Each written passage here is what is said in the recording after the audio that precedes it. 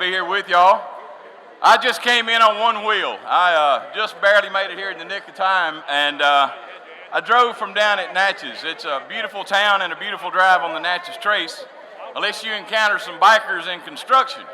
I sat there like 15 minutes, on the Natchez Trace, and then finally coming by, there's two bicyclers out around this paving crew. It took literally 15 minutes. They had a bigger girth than I did. It was two Brits, and it took them plenty of time to get around, so I barely made it, and I'm glad to be here. I want to thank the MEC for all that it does for the state of Mississippi.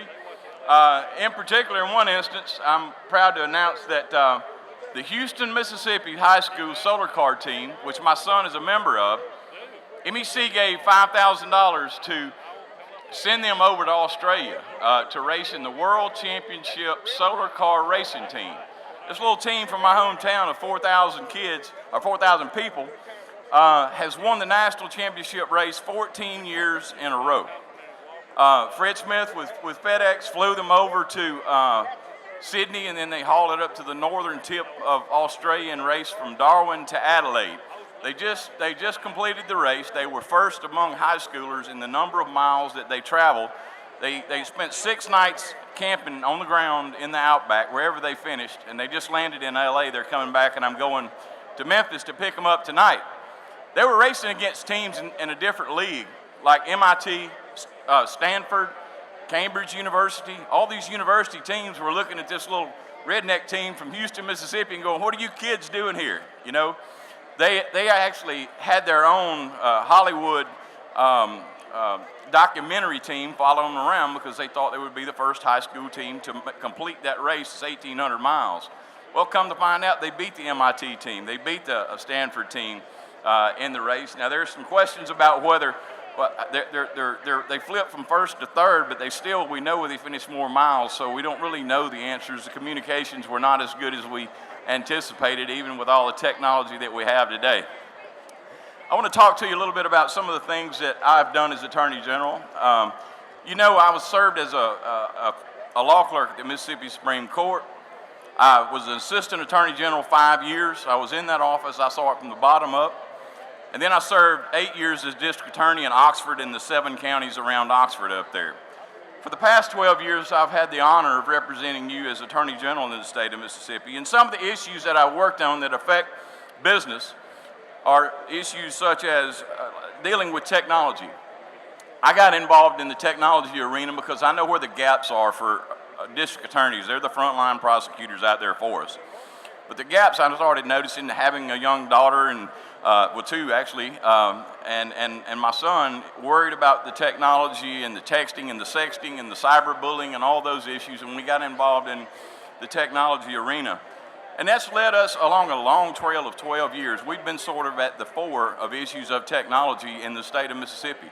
I was president of the National Association of Attorneys General last year, and I brought a group of attorneys general here to Mississippi to address cybercrime in the future, dealing with 3D printing and all the mischief that's going to bring to us. Everything from intellectual property theft to they'll be printing drugs and guns and all these things that the technology brings us good things.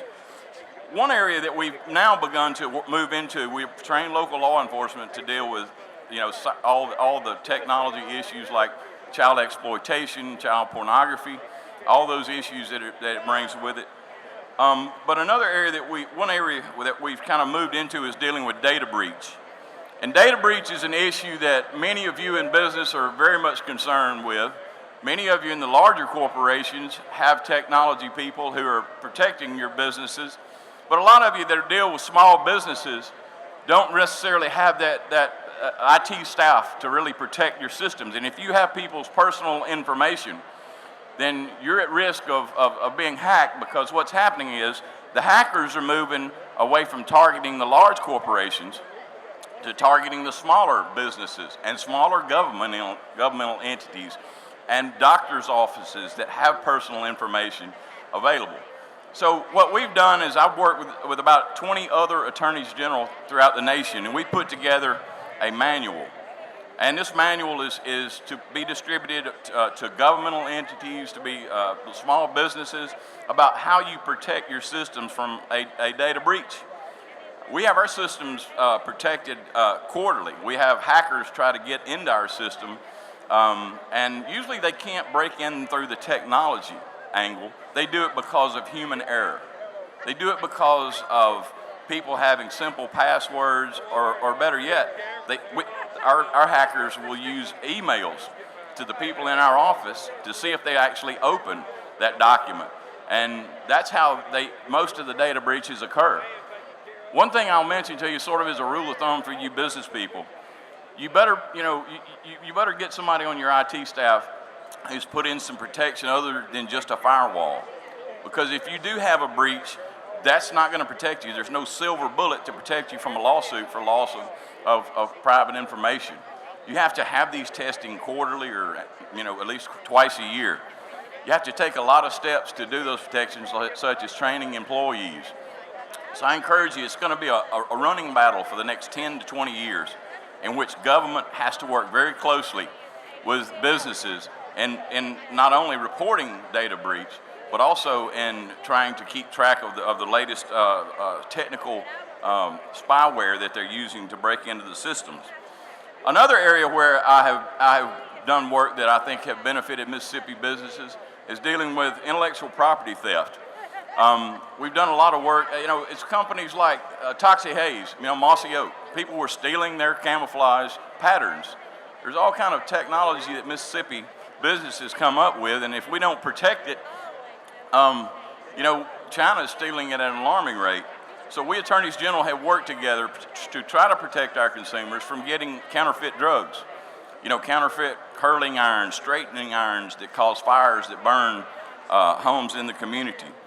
And I think we've been successful. And I was talking to Toxie not long ago, and he was talking about it's helped to deter those people from copying different technologies that we've developed. So I think we AGs have been successful in that arena. One other arena that I want to mention that I think we've had an impact is to be able to recoup taxpayers' money that has been stolen by corporate corruption. We've been successful in recovering $3 billion for the state of Mississippi in the past 12 years. There are not many other state agencies that bring in that kind of income to the state. That it's taxpayer money that's been taken from us. It started with WorldCom. That was a $100 million tax fraud. We got a building that was their old headquarters downtown, and we made them pay our attorney's fees. We've worked in the area of securities fraud, and just most recently, y'all remember Standards & Poor's is the credit rating agency that blessed all of these mortgage-backed securities. And they knew when we got into their emails, we knew that what they were doing, they knew was wrong.